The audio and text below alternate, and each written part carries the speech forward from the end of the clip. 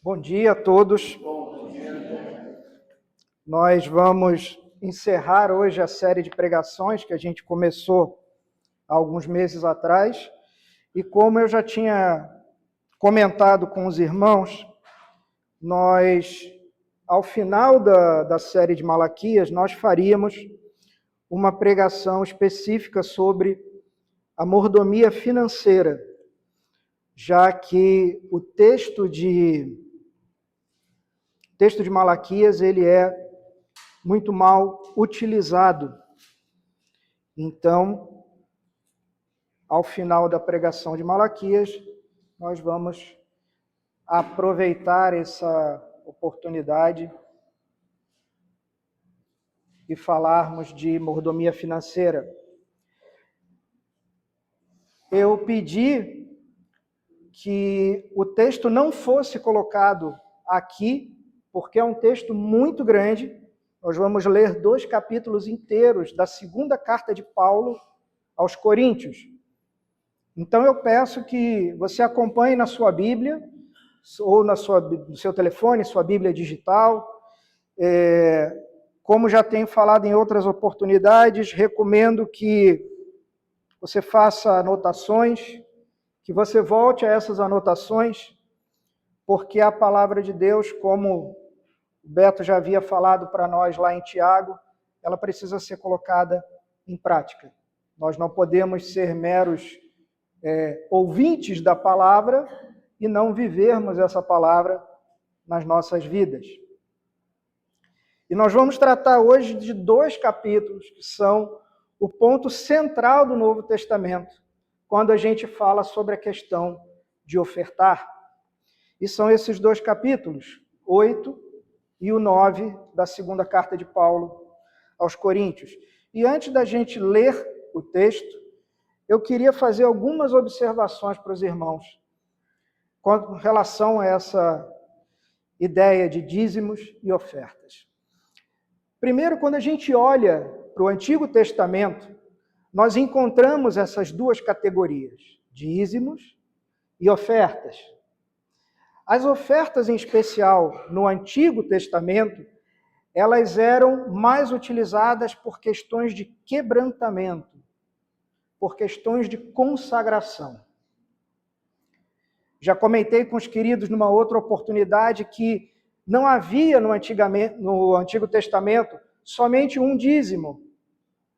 Existiam 2 dízimos mais 1/3.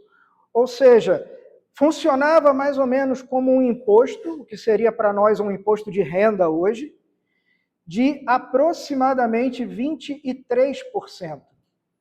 Isso era levantado entre todas as tribos de Israel, para que fosse feito o sustento da nação e da estrutura do templo.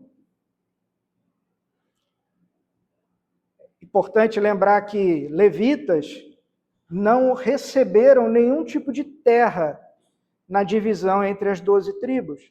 Então era proposital o uso do dízimo para que essas pessoas, cujo objetivo era exclusivamente cuidar da adoração do Senhor, cuidar das funções do templo, para que eles fossem sustentados. E também é importante lembrar que esses dízimos, eles eram ligados ao que nós chamamos de lei cerimonial. E essas leis cerimoniais foram abolidas por Jesus no Novo Testamento. A gente vê isso em Hebreus, capítulos 9 e 10, Gálatas, capítulo 4, Beto está pregando sobre Gálatas para nós, então vamos chegar lá no capítulo 4, a gente vai ver exatamente isso. Colossenses 2, ou seja, todos esses textos mostram que Jesus foi o cumprimento máximo da lei. E a partir de Jesus, a lei cerimonial, ela é abolida. Por quê? Nós não temos mais hoje sacerdotes na igreja. Todos somos sacerdotes. Nós não precisamos mais fazer sacrifícios de sangue. Por quê? Porque Cristo E o sacrifício de Cristo foi único e suficiente para o perdão dos nossos pecados. Ele foi crucificado uma única vez em prol de muitas pessoas. E também aqueles aspectos ligados ao sustento da classe sacerdotal, da classe levítica. Se não existem mais levitas, se não existem mais sacerdotes, se não existe mais templo, não existe mais necessidade de sustento dessa classe. Por isso que nós falamos que eram tipos, eram sombras daquilo que viria. E quando Jesus vem, e isso tudo é cumprido em Jesus Cristo, perde-se a necessidade dessas leis.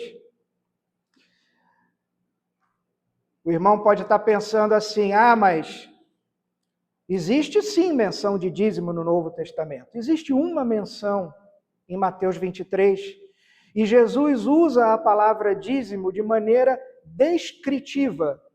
Jesus estava descrevendo o comportamento de fariseus, de escribas, que observavam uma parte da lei, mas não observavam a lei como um todo.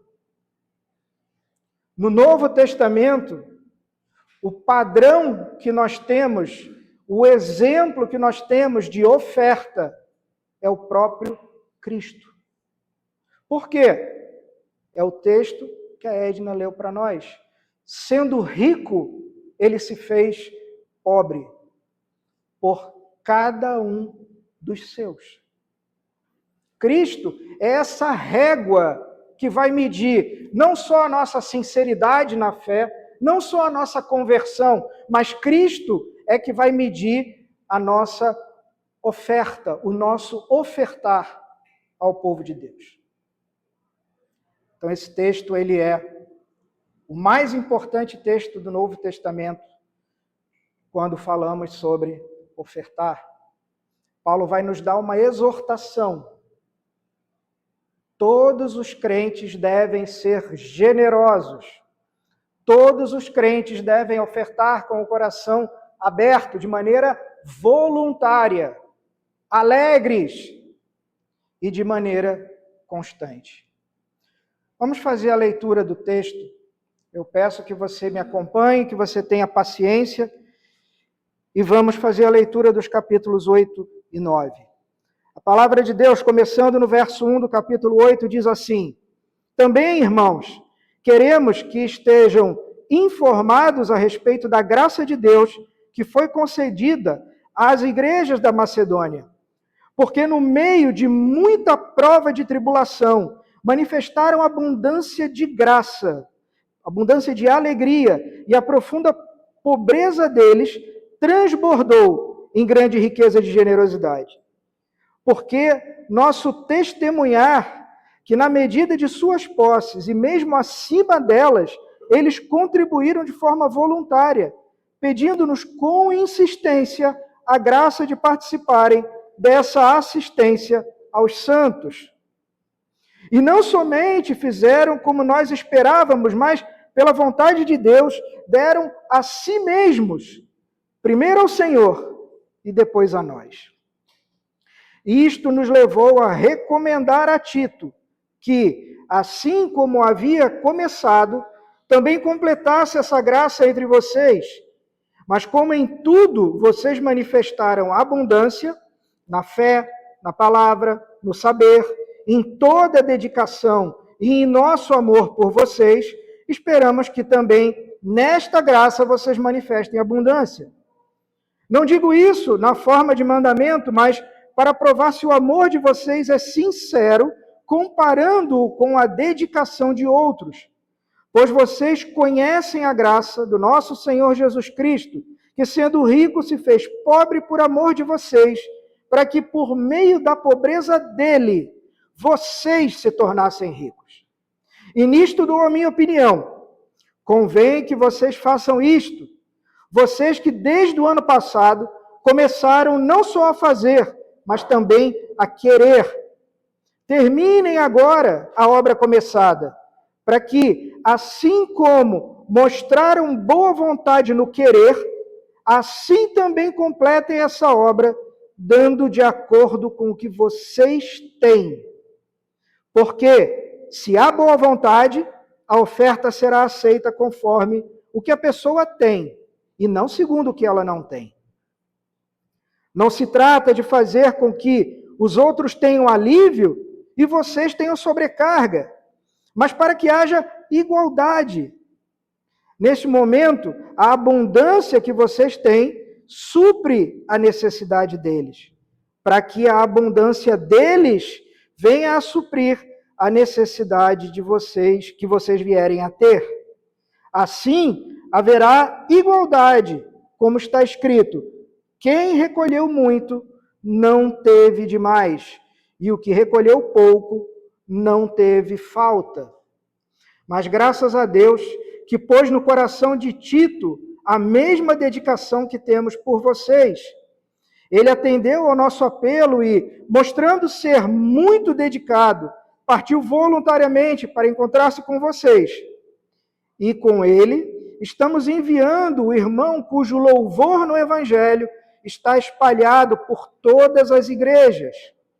E não só isto, mas ele também foi eleito pelas igrejas para ser nosso companheiro no desempenho desta graça ministrada por nós, para a glória do próprio Senhor e para mostrar a nossa boa vontade.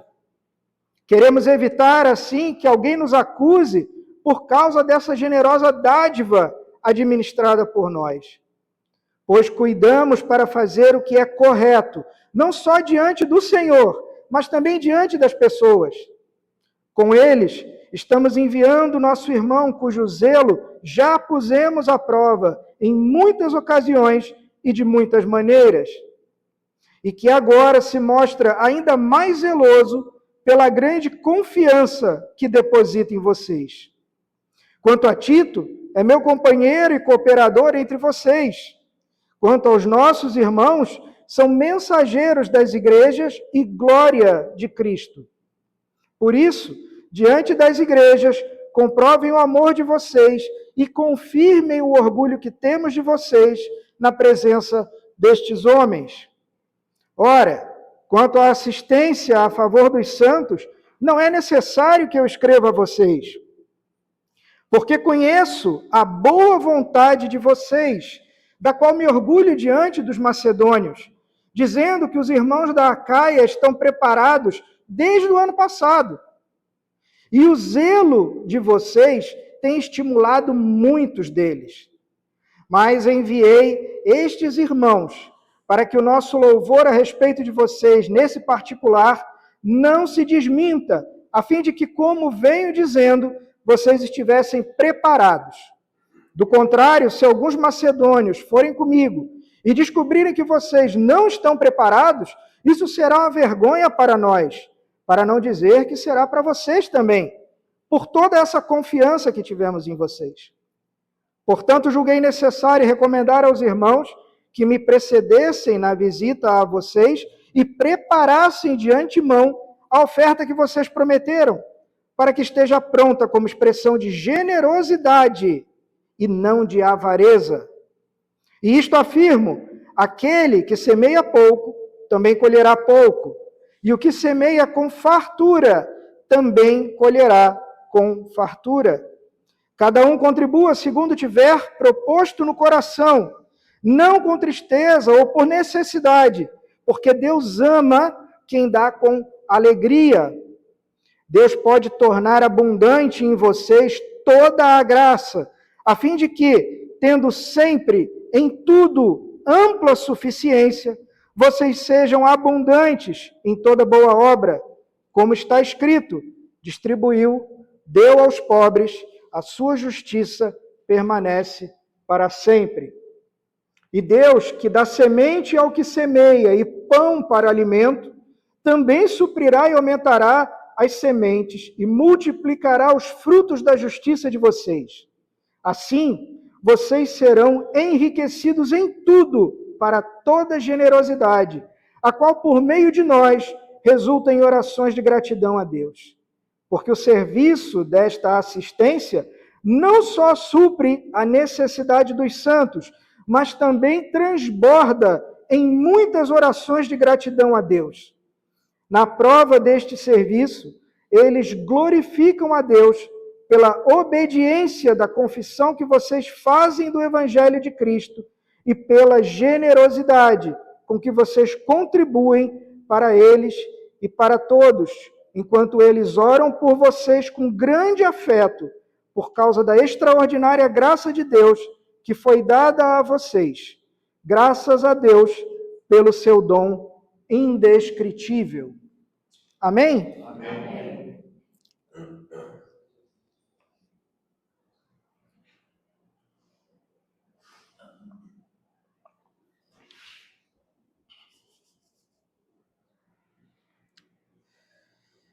Muito bem, meus irmãos, a Corinto era uma igreja fundada na região da Acaia, o que hoje seria mais ou menos a parte sul da Grécia. Talvez naquela época a cidade mais rica, a mais próspera daquela região.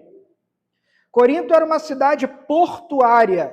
Havia um porto nessa cidade chamado Porto de Cencreia. E todos os bens que vinham do Egito para o Ocidente, eles passavam por esse porto e eles eram taxados nesse porto.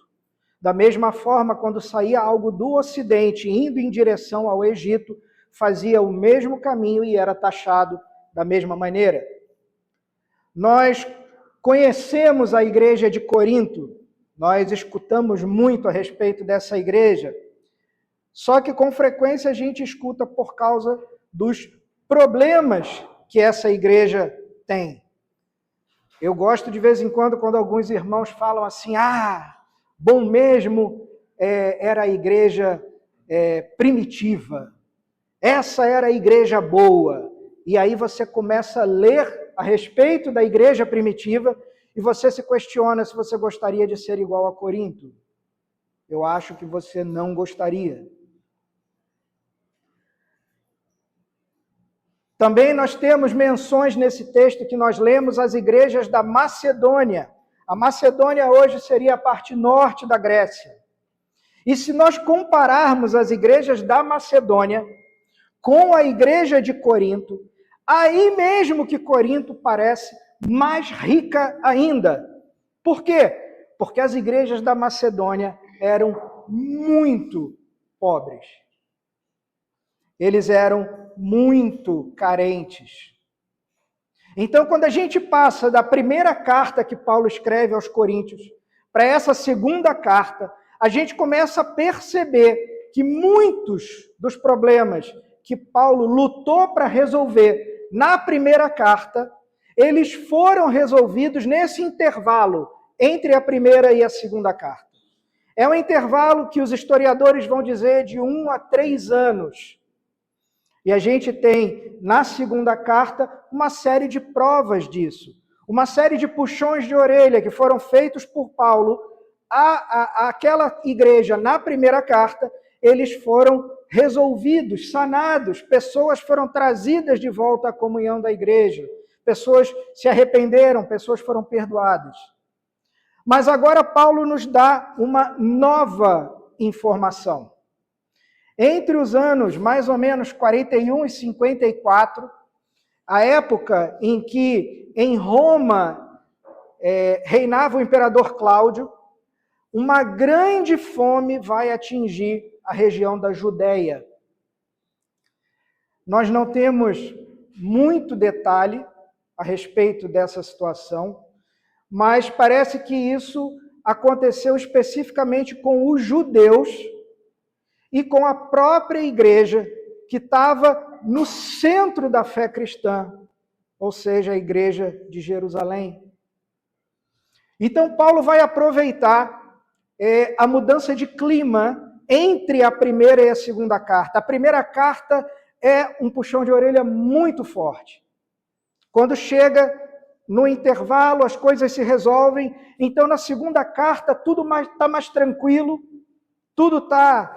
Um clima também mais leve, e Paulo aproveita esse clima e passa a apelar à igreja de Corinto para que ela seja generosa e apoie os cristãos que estão lá passando fome, passando necessidade em Jerusalém. É interessante que Paulo vai mencionar no verso 4 do capítulo 8 que as igrejas da Macedônia, que eram igrejas bem mais pobres, se comparadas com a igreja de Corinto, eles pedem com insistência a graça de participar dessa assistência aos santos. Então você tem uma igreja muito rica em Corinto, e você tem um grupo de igrejas muito pobre na Macedônia, e é justamente esse grupo de igrejas na Macedônia que insiste em ofertar, em ajudar, em doar, para que os irmãos em Jerusalém tivessem o seu sofrimento um pouco aliviado. Paulo vai usar o exemplo de generosidade desses crentes da Macedônia para estimular os crentes de Corinto a realizarem aquilo que eles já haviam dito a Paulo que estavam prontos para fazer. Se você pegar o último capítulo da primeira carta aos Coríntios, ou seja, o capítulo 16, logo no início, você vai ver uma série de instruções que Paulo dá a eles, porque eles mesmos já haviam dito, olha, nós queremos participar.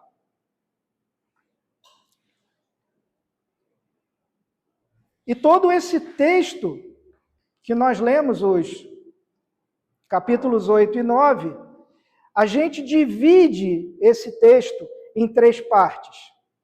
A primeira parte dele vai do verso 1 ao verso 7, no capítulo 8. E nessa primeira parte, Paulo vai começar a falar do exemplo desses crentes da Macedônia. Mas quem são essas igrejas? Muito pobres que estavam na Macedônia. Você conhece bem elas. A igreja de Filipos, a igreja de Tessalônica e a igreja de Bereia. Então você vai se lembrar dos bereanos, que ao ouvir a palavra sempre conferiam para ver se estava realmente de acordo com a Escritura. Você vai ter cartas de Paulo aos Filipenses, você vai ter carta de Paulo aos Tessalonicenses. Paulo está mostrando para aqueles crentes lá de Corinto que eles deviam se equiparar ao exemplo desse pessoal da Macedônia, que tendo muito pouco em termos financeiros, materiais, eles estavam prontos a dar mais do que era pedido a eles. Eles estavam prontos a dar a si mesmos para apoiar os cristãos que estavam passando necessidade em Jerusalém. E Paulo vai enfatizar que ofertar para ajudar outros cristãos em necessidade era resultado da pura graça do Senhor. Porque somente tocado pela graça de Deus, um grupo de cristãos ia se dispor a ajudar, a enviar uma oferta para um outro grupo de cristãos que eles não conheciam. Eles não tinham internet, eles não tinham Facebook, nem Twitter, nem nada. Ou seja, era um voto de confiança, porque chega ali um apóstolo, alguns mensageiros e diz, olha, o pessoal lá está passando fome, está morrendo, eu preciso de ajuda. Será que estava mesmo passando? Não dava para verificar, não dava para ligar para o pessoal lá de Jerusalém, falar com Pedro, falar com Tiago. E aí, pessoal, é isso mesmo? Eles tinham que crer. A segunda parte é esse pedacinho, versos 8 e 9, do capítulo 8, que a Edna leu para a gente. E Paulo vai tratar do exemplo de Jesus. Então, se existe algo central nessa mensagem, nesses 2 capítulos, são esses 2 versículos. Paulo vai dizer para o pessoal de Corinto que o pedido dele por uma oferta é baseado no exemplo do próprio Cristo. E Paulo vai nos ensinar aqui, e nós temos muita dificuldade de entender isso, é que as ofertas devem ser voluntárias. Por quê?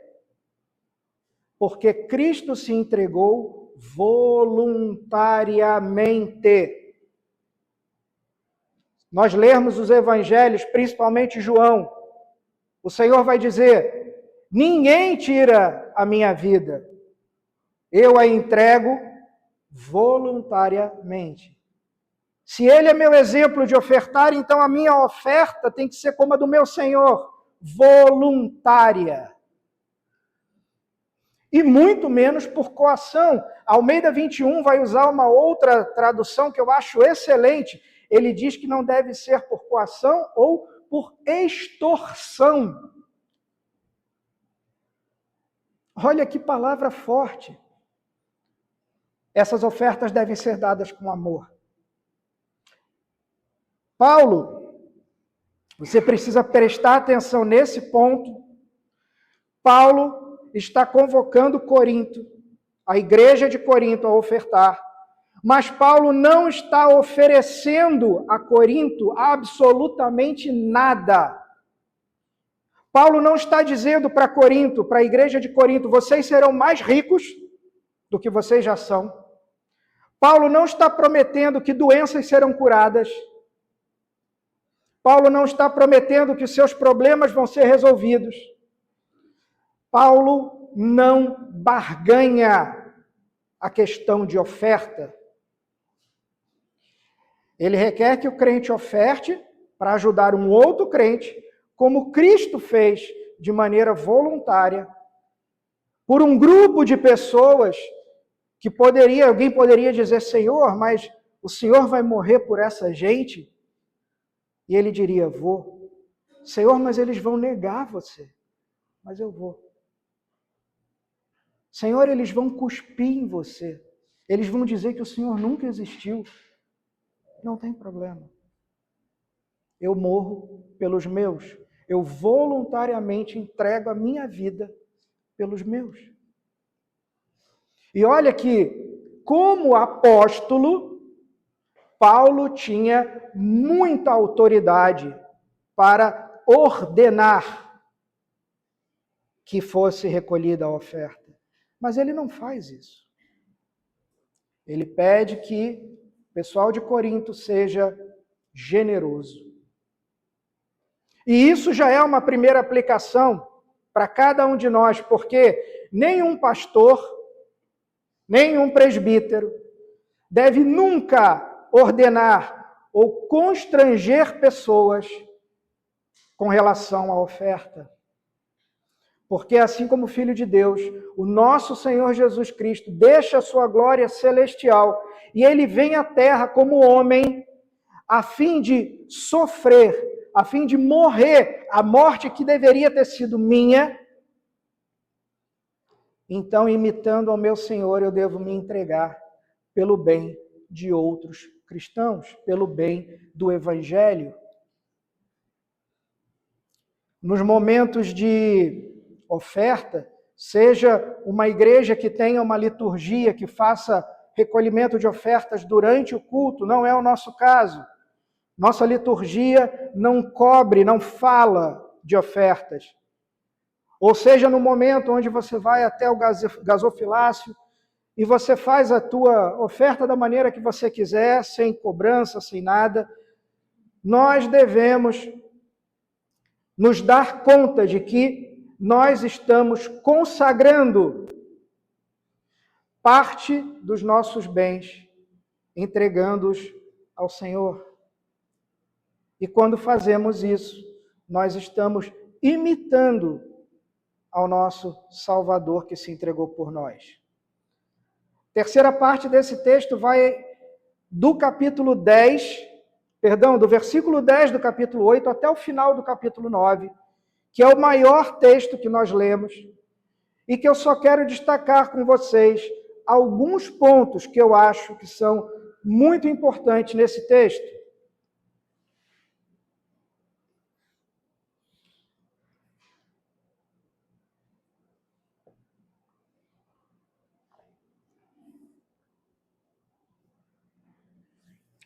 Paulo vai começar a mostrar no verso 10 do capítulo 8 que os cristãos em Corinto tinham começado a levantar uma oferta. Lembra? Finalzinho do último capítulo da primeira carta, ou seja, 1 Coríntios 16. Mas parece que naquele espaço entre a primeira e a segunda carta, o pessoal lá de Corinto perdeu um pouco daquele senso de urgência. Então, naquele tempo ali, entre 1 e 3 anos, entre uma carta e outra, o pessoal lá havia dito, não, conta com a gente, mas deu uma desanimada, não sei se mudou de ideia.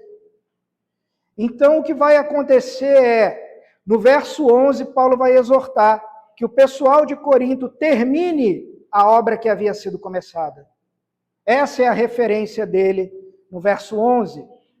Os versos 12 e 13, ele vai fazer uma advertência muito severa, lembrando que os crentes em Corinto não devem dar, ou eles não devem prometer dar uma quantia que eles não tivessem. E aí, cabe mais uma aplicação já para nós aqui. Deus não é uma casa de apostas. Algumas igrejas vão usar um discurso que é mais ou menos assim. Abro aspas. Vamos fazer um teste com Deus. Você dá X e Deus vai devolver Y para vocês. Fecho aspas. A nossa oferta tem que ser baseada naquilo que nós já temos recebido do Senhor. Paulo vai lembrar que nós devemos ofertar de acordo com a prosperidade que Deus nos dá, que são os versos 13 e 14, e essa oferta deve ser levantada para que haja igualdade entre os irmãos. E aqui é importante entender que Paulo, em momento nenhum, está defendendo a ideia de que os ricos deveriam fazer voto de pobreza. Não é essa a ideia do apóstolo.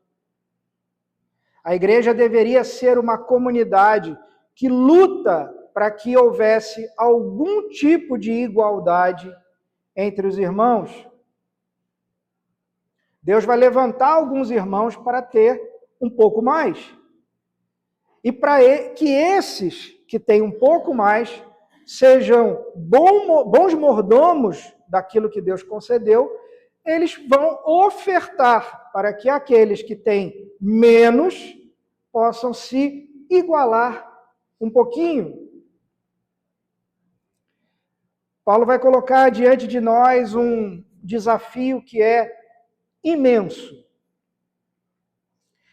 É o desafio das pessoas que estão lá fora, desafio do incrédulo, olhar para dentro da nossa comunidade e ele ser desperto para o fato de que, olha, é muito mais, vou usar a palavra, entre aspas, vantajoso ser membro de uma igreja, de uma comunidade que cuida uns dos outros, do que ser membro, por exemplo, do Estado. Porque dentro dessa comunidade de fé, ele vai ser apoiado, ele vai ser amado, ele vai ser acolhido. E aqui eu preciso te chamar a atenção. Tanto lá, 1 Coríntios 16, como aqui, na segunda carta aos Coríntios, no 8 e no 9, presta atenção, Paulo não está falando em recolher uma oferta para todos os judeus pobres. Paulo está falando em recolher uma oferta para os cristãos pobres de Jerusalém e da Judéia.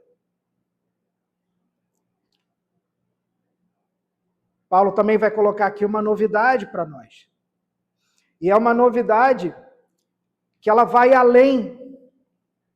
Ela aperfeiçoa aquilo que nós encontramos lá no Antigo Testamento, que são aquelas prescrições para nós ajudarmos os órfãos, as viúvas, o estrangeiro, aquele que sofre violência.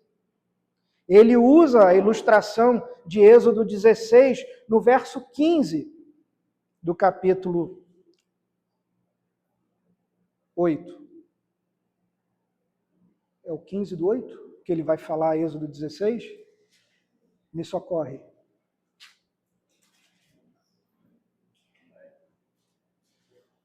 É? Viu? Esse é aquele momento em que o pastor... que é a citação de Êxodo. 16, 18. Pois é. Esse é aquele momento que o pastor usa no meio do culto para ver quem está dormindo com o olho aberto e quem está prestando atenção à mensagem do culto. Não é verdade? Pois é. Glória a Deus por isso. Então ele vai usar a ilustração de Êxodo 16.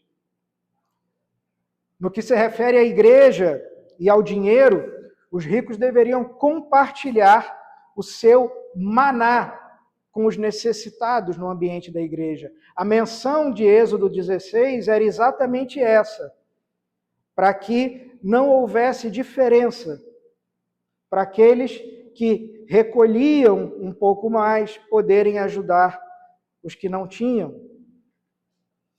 No versos 16 e 17 do capítulo 8, Paulo vai mostrar que ele jamais gastaria de maneira irresponsável o dinheiro daquela oferta que havia sido destinada para a igreja de Jerusalém. E ele vai detalhar daqui até o fim do capítulo 8 o cuidado que ele vai ter com essa oferta. E ele se dispõe a ser um mensageiro em prol das igrejas da Macedônia e da Acaia para levar essa oferta e abençoar a igreja em Jerusalém.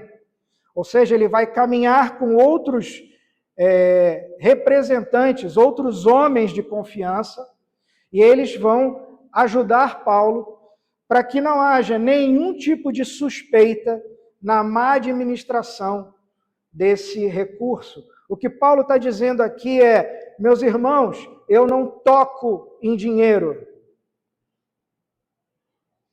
Quando nós constituímos aqui o conselho da nossa igreja, foi uma das coisas que eu conversei com o Beto e que eu sugeri que acontecessem na medida do possível.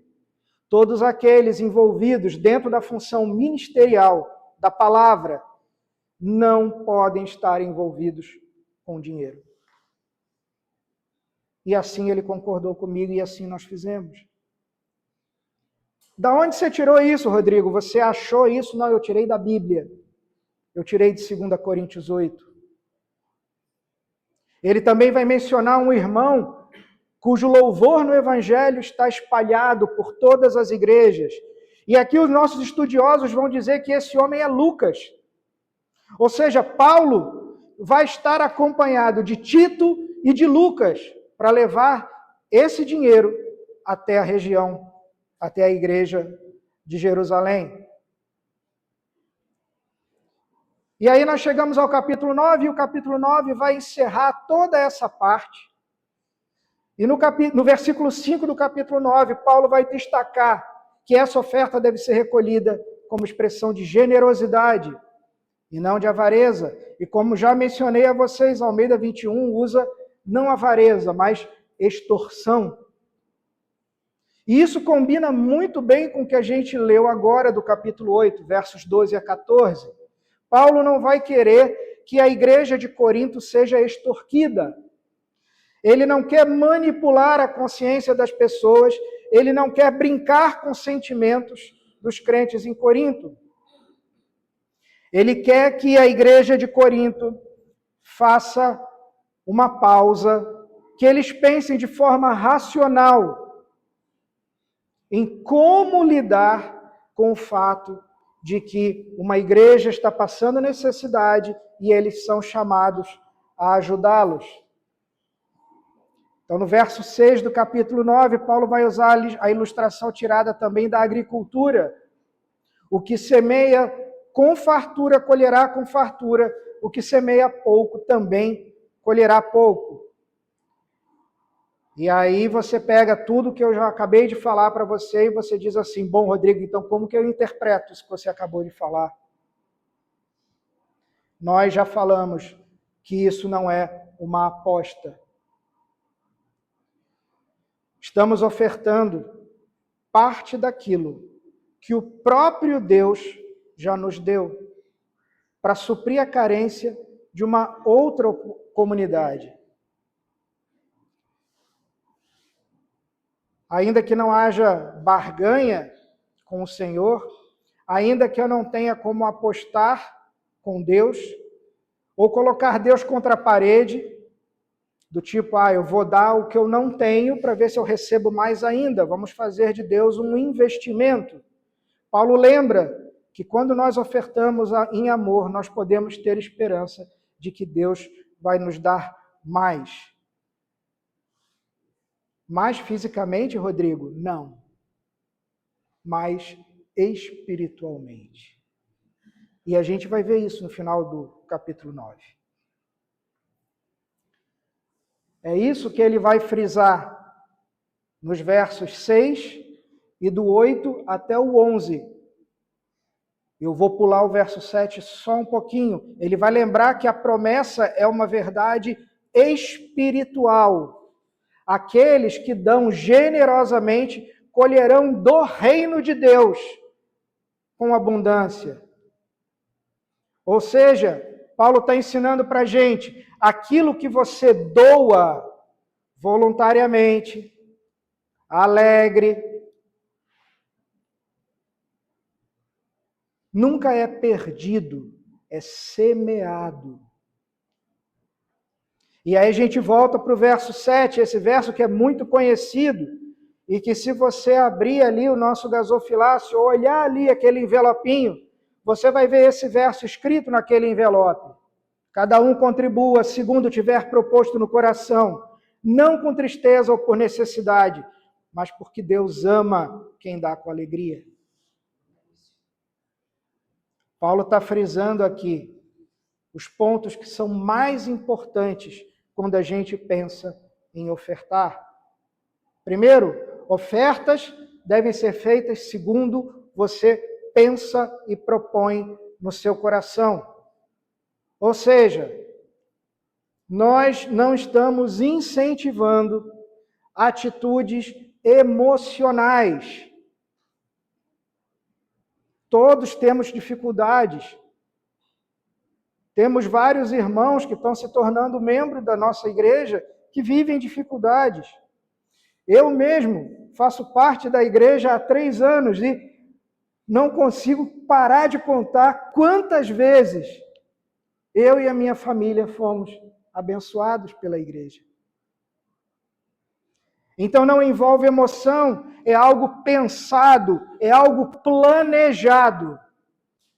Algo que eu refleti no meu coração. É algo que deve ser feito com regularidade. Se você depois voltar lá no último capítulo da primeira carta, 1 Coríntios 16, e você ler os 3 primeiros versos desse capítulo 16 da primeira carta, você vai ver que Paulo está falando, recolham no primeiro dia da semana. Ou seja, Paulo está ensinando que esse recolhimento é regular. Por quê? Porque nós vivemos problemas regularmente. Nós temos necessidades dessa comunidade regularmente. E nós também, como comunidade dos santos, precisamos nos planejar. Porque se acontece uma tragédia, um infortúnio na vida do irmão, nós temos que estar preparados para ajudar. Se eu não tenho planejamento como igreja, como eu vou poder ajudar? Não deve ser feito com tristeza. Rodrigo, eu sei que não deve ser feito com tristeza. Tá, mas eu vou te dar alguns exemplos. É coisa do tipo, todo mundo está dando, então eu tenho que dar também. Não tem. Eu vou dar oferta, porque se eu der a oferta, Deus vai me recompensar. Não, irmão. Tua motivação está errada. Ou coisas do tipo, eu vou dar X, porque Deus vai trazer Y para mim. Não. Paulo rejeita tudo isso. Os apóstolos rejeitam isso, o Evangelho rejeita isso, toda a Bíblia rejeita isso, o Antigo Testamento rejeita qualquer tipo de barganha com o Senhor. É para ser dada com alegria. Por quê? Porque Deus se agrada daqueles que ofertam com alegria.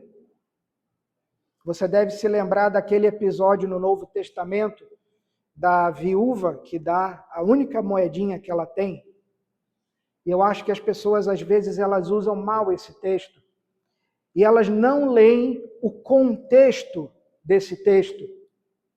Porque realmente, enquanto muitos iam lá e mostravam que estavam ofertando grandes quantidades, a viúva deve ter colocado a mão no seu bolso e não tenho nada, eu só tenho essa moedinha. Mas ela vai de coração feliz, porque era o que ela podia dar, e ela oferta. E aí o pessoal, mas querido, Jesus não fala que a viúva ficou rica porque deu a única moedinha. Muito pelo contrário, a viúva continuou pobre. E fatalmente alguém naquela comunidade teve que dar de comer àquela mulher aquela noite.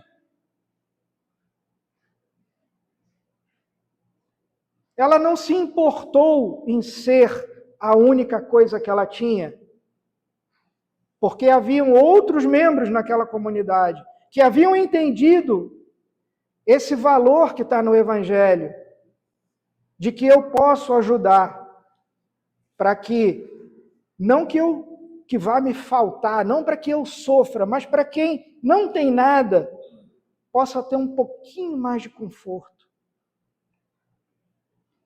Você pode perguntar para minha esposa, pode perguntar para minha filha, para todo mundo que vai me visitar. Quando nós estamos à mesa e nós oramos, eu sou chato, porque eu sempre faço questão de agradecer pelo teto que eu tenho, pela comida que eu como, pela roupa que eu tenho para vestir, porque eu não estou passando frio. Porque Paulo já me ensinou que tendo o que comer e o que vestir, sejamos alegres. O contexto aqui, meu irmão, é muito maior. Quando a gente reconhece que Deus nos chama para a salvação, quando nós reconhecemos que é o próprio Senhor quem vai nos dar dons, talentos, se nós reconhecermos que foi Deus quem abriu uma porta para nós termos um emprego, um trabalho, quando nós reconhecermos que foi Deus quem, através dos meus pais, usou os meus pais como canal de bênção e pagou os meus estudos, eu vou reconhecer que é Deus quem me dá o sustento. Ah, mas sou eu que levantei e fui lá trabalhar. Claro, querido. A responsabilidade, a soberania de Deus nunca retirou a responsabilidade humana. Então, sim, Senhor, me ajuda. Levanta, toma um banho e vai procurar emprego.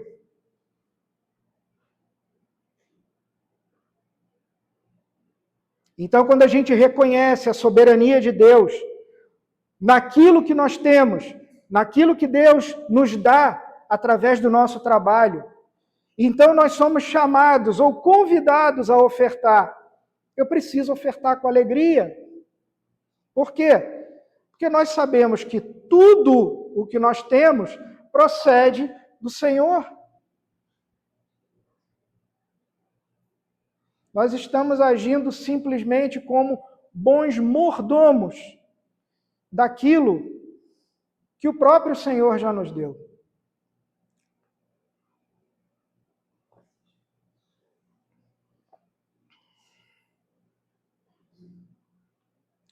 Então, aqui no verso 7 do capítulo 9, Paulo vai fechar aquilo que ele tratou no 8 e no 9, lá do capítulo 8.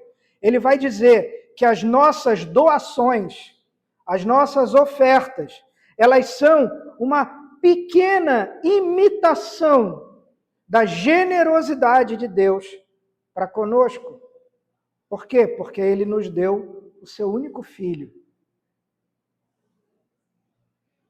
Então, caminhando ali para o final do capítulo 9, Paulo vai lembrar que essa oferta, ela deve ser usada pela igreja para suprir a comunidade local e os santos dessa comunidade e de outras comunidades que precisem.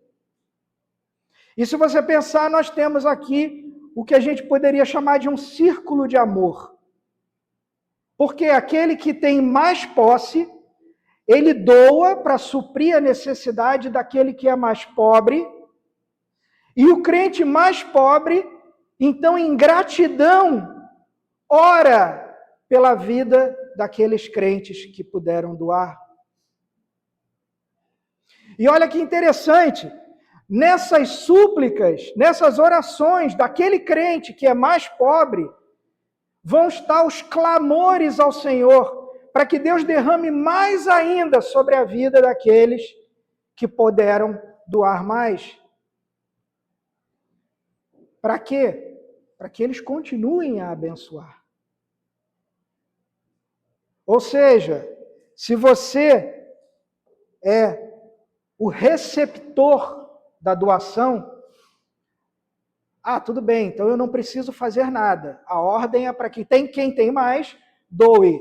Não, a chamada é também para o mais pobre, que ele ore pela vida daqueles que têm mais. Queridos, eu não conheço nenhuma instituição humana que chegue perto disso. Nenhuma.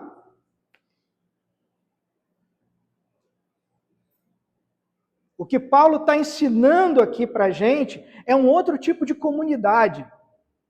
É alguma coisa baseada no voluntariado. Não é o Estado, não é o rei, não é o imperador que vai tomar à força o bem da pessoa. São aqueles que já receberam do Senhor um pouco mais, que vão doar um pouquinho para abençoar aquele que não tem nada. E quem não tem nada é chamado a orar para que Deus dê mais ainda. Ou seja, se nós tivéssemos que resumir capítulo 8 e capítulo 9, no tocante a essa questão de dar, assim como o Senhor da Glória se entregou por si mesmo na vida e na morte, nós devemos contribuir. Nosso modelo de doação é Jesus Cristo. Nós somos chamados, junto com esses crentes de Corinto, a contribuir, a dar parte do nosso dinheiro para sustentar e apoiar outras causas e outras iniciativas da fé e ajudar aqueles que passam por necessidade. Você já olhou para a mesa ali atrás? Nós temos esse horrível hábito de trazer coisas deliciosas. Tudo bem, somos uma comunidade pequena, sim, somos uma congregação pequena. Mas hoje, depois que eu cheguei, enquanto eu via outros irmãos chegando, o que eu escutei mais de uma vez é: gente, tem muita coisa. Você fica chateada ou chateado se eu botar isso para quarta-feira? Porque nós temos reunião de oração na quarta, temos estudo na quarta. Ou seja, estamos sendo abençoados sobremaneira, de modo que estamos questionando, olha, de repente o irmão traz alguma coisa, mas não vê aquilo que ele trouxe ali na mesa. Fica chateado, posso fazer isso? Não, claro que pode. E mais de uma vez eu falei com as pessoas que estavam ali atrás, temos que te agradecer por uma mesa farta. Temos que agradecer por irmãos que foram tocados. Conversava com a Paula e com o Jairo, acho que 2 semanas atrás. A ordem é, primeiro o meu coração é tocado e transformado pelo Evangelho. Depois, como consequência de um coração que foi transformado, eu me sinto alegre e feliz para doar. Eu não dou para conseguir algo. É porque eu fui abençoado antes. Porque Cristo vive em mim agora. Então, eu sou uma criatura diferente. Eu vejo pessoas com olhos diferentes. Eu choro com os que choram e eu rio com aqueles que riem. E aí o meu prazer em ajudar é algo fora do normal. Toda oferta cristã é inspirada pela graça de Deus, porque Deus nos deu tudo. Deus nos chamou para a salvação, Deus nos deu família, Deus nos deu educação, Deus nos deu dons, talentos, abriu portas de trabalho. O sustento que nós recebemos vem do próprio Deus. Nada é conquistado pela força do nosso braço. Um outro ponto, aquilo que você oferta deve ser proporcional à sua renda.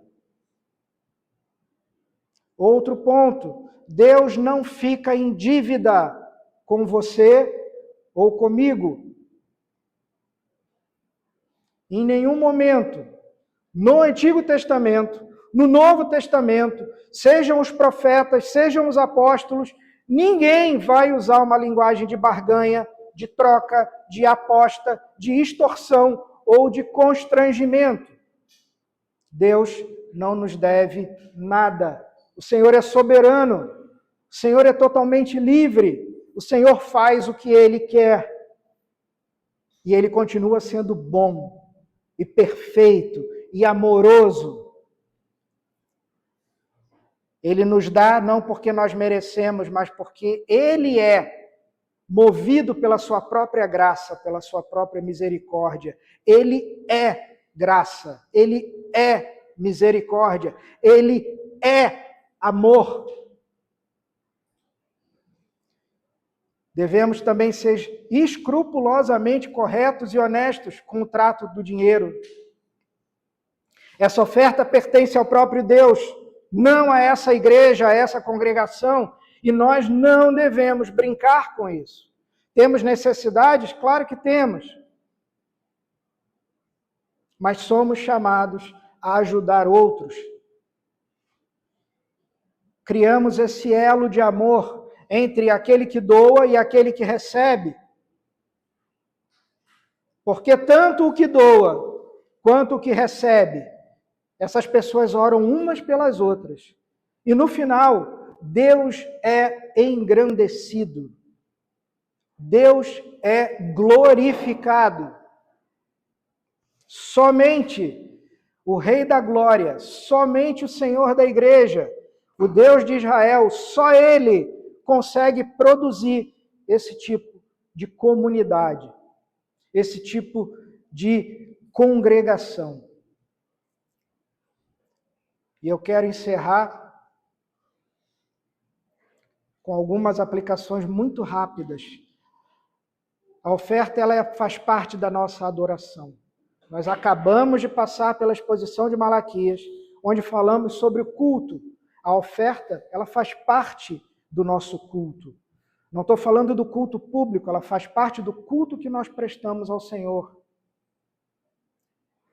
A oferta assume um significado muito superior ao dízimo do Antigo Testamento. Estava conversando com o seu Ed ainda há pouco. Geralmente, quando um cristão chega para você e fala, eu queria saber se um cristão pode... tarará, tarará, tarará. Geralmente, quem chega com essa pergunta é porque quer se livrar de alguma responsabilidade. Então, a nossa pergunta deve ser outra. Será que isso que eu estou questionando vai glorificar o nome do Senhor? Porque se não for glorificar o nome do Senhor, você já tem a sua resposta. E isso acontece porque eu já tive nesse lugar e quando me dei por conta, A minha felicidade de ter encontrado a doutrina reformada não era para a glória de Deus. A minha felicidade era, oba, então agora eu não sou mais obrigado a dar dízimo. E aí, meu querido, minha irmã, meu irmão, se passa um pensamento desse tipo na sua cabeça, eu queria te dar uma notícia. O padrão do Novo Testamento é muito maior do que os 10% do Antigo Testamento. Agora não é mais 10%, meu irmão, agora é 100%. Agora Deus quer a tua vida. Agora Ele quer tudo de você. Então o padrão, a régua mudou.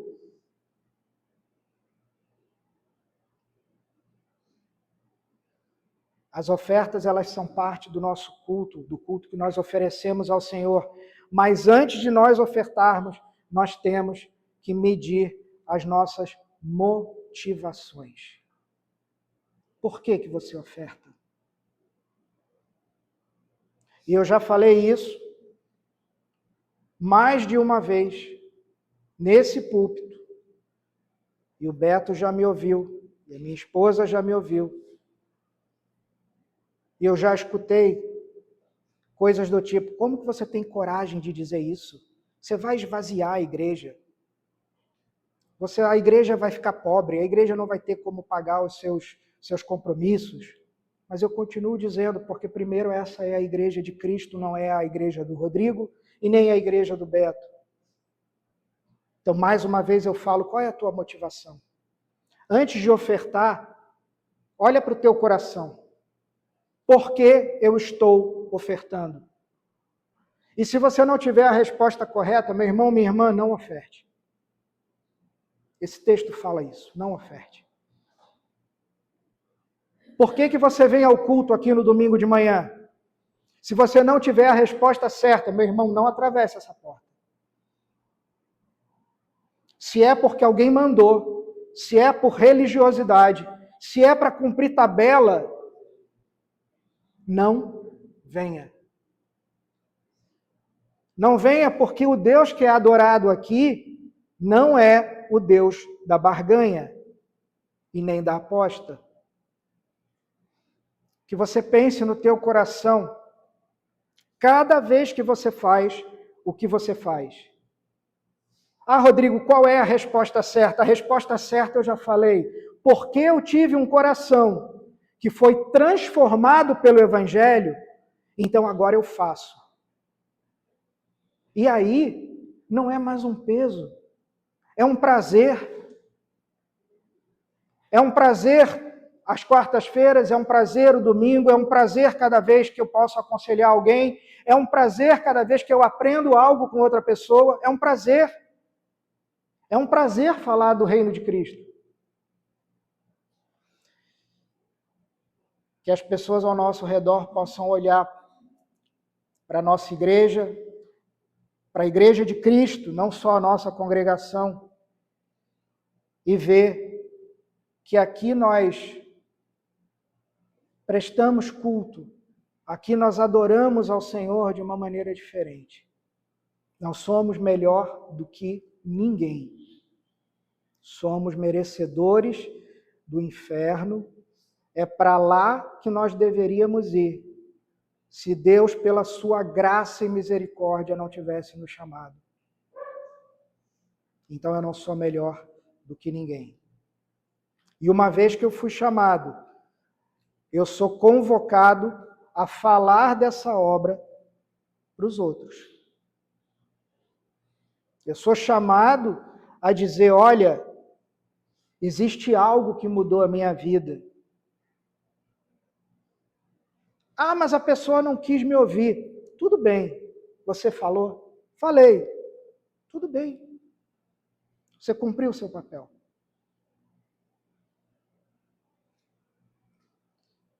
Pedir que os irmãos fechem os olhos, vamos orar ao Senhor. Senhor Deus, o Senhor não nos deixa sem instrução, Pai, em nenhuma área da nossa vida. E nós somos muito gratos ao Senhor por isso.